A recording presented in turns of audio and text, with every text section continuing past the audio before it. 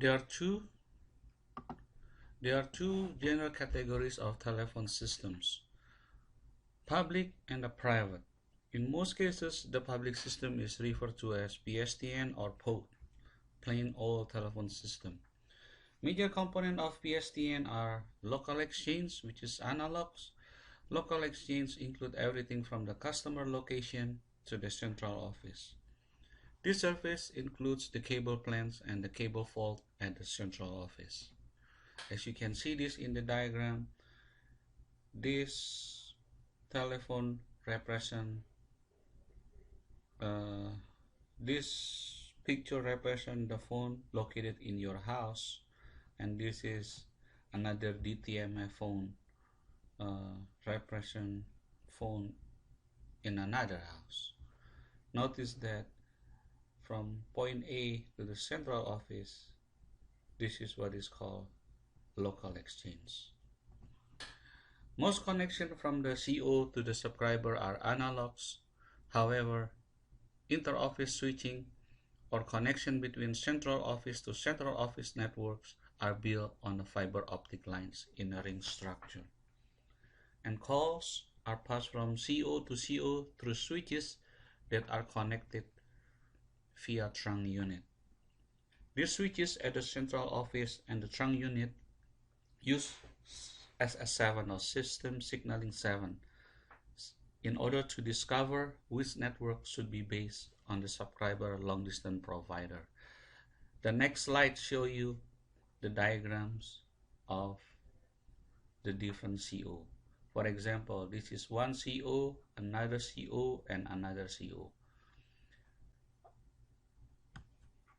As we mentioned earlier, inter-office switching between CO to CO network are built on a fiber optic line in a ring structures here. So you have a trunk unit here, and then you have the switches here. MTSO, in case you need to call telephone, mobile phone, this is called mobile telephone switching office.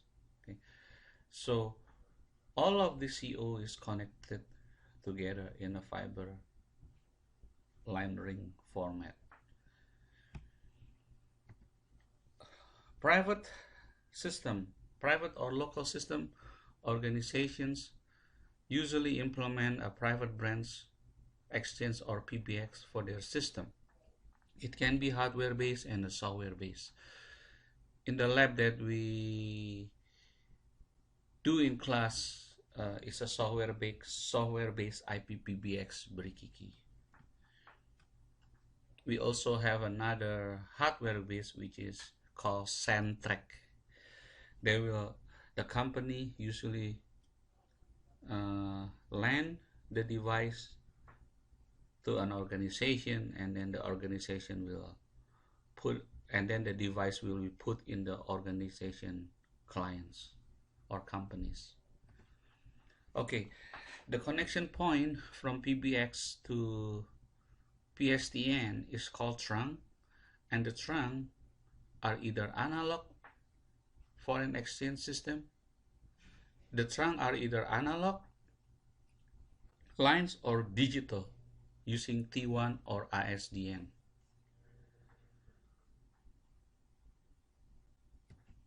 The FXO and FXS are the name of the port used in analog phone lines. FXS is a foreign exchange subscriber interface, is the port that actually deliver the analog line to the subscriber. In other words, it is the plug on the wall that deliver the dial tone, battery, and ring voltage. Here is the example from the phone company to the organization here. This is called the FXS. The FXO is a foreign exchange office, is an interface. Foreign exchange office interface is the port that receive, remember the keyword here, receive the analog line.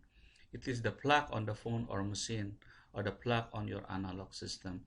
It delivers an on-hook and off-hook indication. If you see from here, your phone that connected to the jack wall here is called FXO.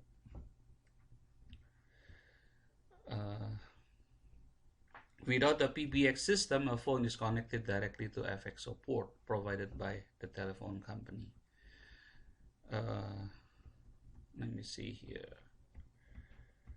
Okay, a single inbound or two-way line can usually support multiple actual internal phones. This support is possible because users are not on their phone at all time. For example, if an organization has 1,000 users and only 125 users are using line at any given time, and they may further determine that a peak volume would be 400 active connections, thus you only need 400 trunk. As a result, the organization needs a bandwidth to support 400 concurrent calls as opposed to 1,000 concurrent calls. The reason we need to understand this so we can assess how much bandwidth that the organization needs. Voice transmission. In order to transmit voice across PSTN, there must be method for setting up calls, routing calls, and managing calls. These are called signaling. There are two signaling methods, the in-band signaling. The in-band signaling, which is the local loop, is using the limited bandwidth in the channel. That means this is the connection between the subscriber and the CO office. Digital PSTN use SS7, which is called also outbound signaling. It sends the signal on one channel and route to another. This is usually digital and a package based and is used from CO to CO. The previous one is an analog. Okay, how the call setup works. How the call setup works, where is it here? How the call setup work here, let me see here. How the call setup works. Okay, let's say that we're gonna make a phone call. The switch gonna send a dial tone and the switch will analyze the number. This is called SSP. SSP is signal switching point, are responsible for the communication between the CO and the SS7 networks. From switch is gonna connect to STP, which is signal transfer point, are the routers that allow the SSP to communicate with each other. So the switch connect to the STP and the STP will connect to the SCP. What is SCP? SCP is a signal control point. This is the database of call processing features. So before you understand these tables, you need to understand the terminologies of SSP, which is responsible for communication between COs and SS7, and the signal transfer point is actually the routers that allow SSP to communicate with each other. The signal control point is the databases of call processing feature like call waiting, custom ring, call forwarding, and so on. Coming back to the previous slide, STP connect to SCP, and then the SPC and the signal control point will look up for services, whether they have a custom ring, three-way calling, call forwarding. Then from here, the STP will determine the route. So the STP, that actually a device that connects of the telephones. Okay, when the party leave the receiver, then the switch connect to the circuit. The whole process, this is the first one is called signal switching point here, and then starting from the STP to SCP, this is called the SS7, which is the signaling